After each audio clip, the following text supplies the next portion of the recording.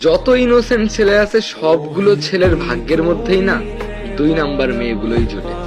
এই জিনিসটা মিলিয়ে দেখবেন, যেই ছেলেটা মেয়েটার সামনে চোখ তুলেও কথা বলতে পারে না, ভয় ভয় করে চলে, মেয়েরা সামন দিয়ে আসলে রাস্তার এক কর্নার দিয়ে হাঁটে, যেসব ছেলেরা ইনোসেন্ট ঠিক সেই সব ছেলেদের কপালেই না 2 নাম্বারই থার্ড ক্লাস মেয়েরাই জোটে।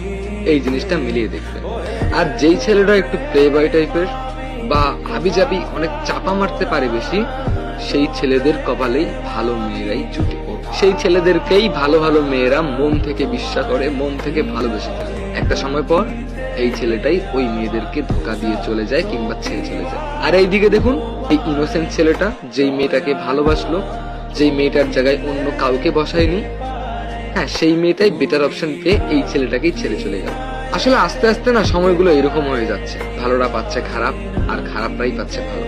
দেখুন, যেই ছেলেরা বেশি কথা বলে না, যেই ছেলেরা ভালোবাসার কথা প্রকাশ করতে পারে না, একটা মানুষ অফলাইনে থাকার পরেও 1000 বার মিস করছে, কিন্তু তারপরেও মুখ ফুটে একবার বলে না যে তুমি কেন অনলাইনে নেই, আমি অনেক কষ্ট পেয়েছি তুমি অনলাইনে না আসাতে।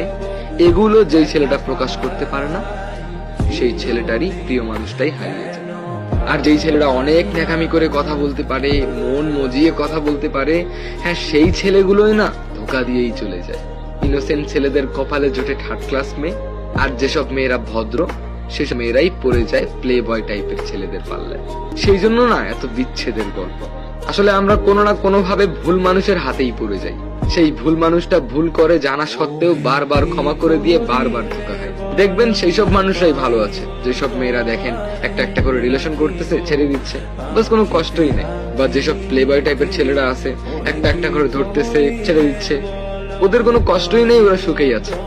বরঞ্চ কষ্ট পাচ্ছে তারাই যারা প্রকৃত একজনকেই ভালোবাসছে।